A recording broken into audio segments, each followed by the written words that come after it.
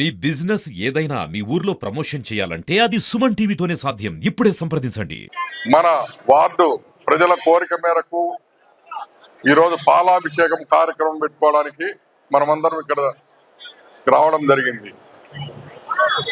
ఇక్కడ తెలుసుకోవాల్సిన కొన్ని విషయాలు, ముఖ్యమైన 4 పాయింట్లు ఉన్నాయి.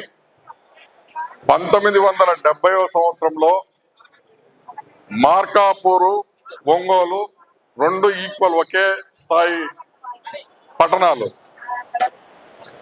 అది ఒంగోలు కేంద్రంగా జిల్లా ఏర్పడబట్టి ఈరోజు పెద్ద కార్పొరేషన్ గా, ఒక పెద్ద వ్యాపార కూడలిగా,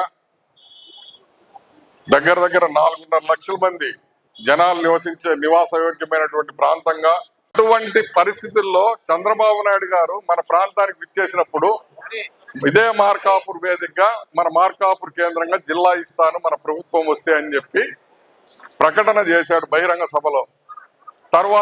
తర్వాత క్రమంలో ఎన్నికలప్పుడు వాగ్దానం చేశాడు.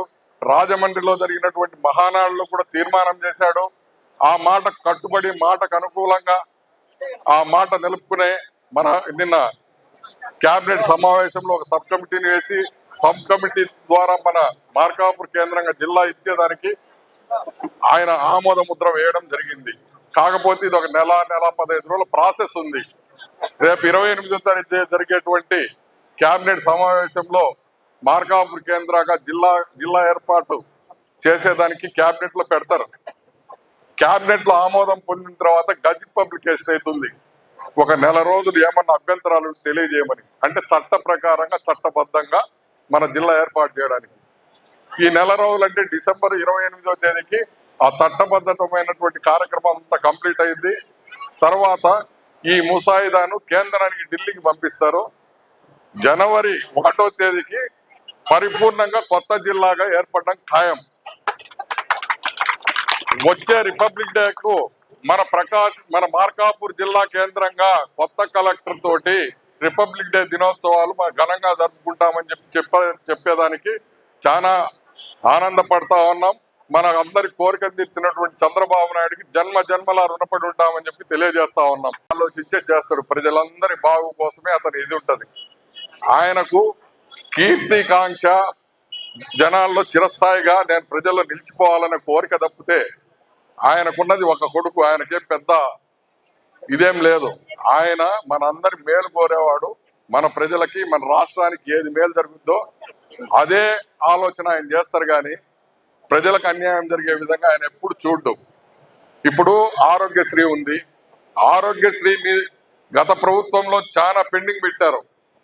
ఆరోగ్యశ్రీ గత ప్రభుత్వంలో పెండింగ్ పెట్టిన అన్ని బకాయిలన్నీ తీర్చుకుంటూ మళ్ళా దాన్ని గాడిన పెట్టాడు.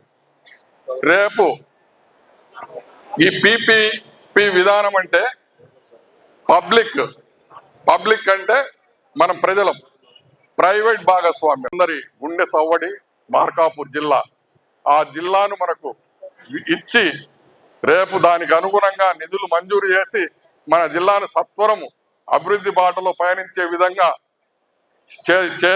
చెయ్యబోయే మన నాయకుడు, మన ప్రియతమ నాయకుడు నారా చంద్రబాబు నాయుడు గారికి పాలాభిషేకం చేస్తూ జీవితాంతం మన ప్రాంత ప్రజలు చంద్రబాబు నాయుడు గారిని, అలాగే తెలుగుదేశం పార్టీని దీనికోసం బాగా పోరాడి అందరినీ ఏకం చేసి, అన్ని పార్టీలు, అన్ని కులాలు, అన్ని మతాల వాళ్ళందరినీ ఒక తాటి మీద తెచ్చినటువంటి అన్న నారాయణ రెడ్డిని ఆదరించాలని చెప్పి మళ్ళా చంద్రబాబు నాయుడు గారే మళ్ళా ముఖ్యమంత్రి కావాలని చెప్పి కోరుకుంటూ ఆయన పాలాభిషేకానికి మన 25వ బ్లాక్ మహిళా తల్లులు, సోదరులు, సోదరీమణులందరూ వాళ్ళ స్వాస్థాలతో పాలాభిషేకం చేయాలని చెప్పి మనస్ఫూర్తిగా సవినయంగా కోరుకుంటా ఉన్నాను.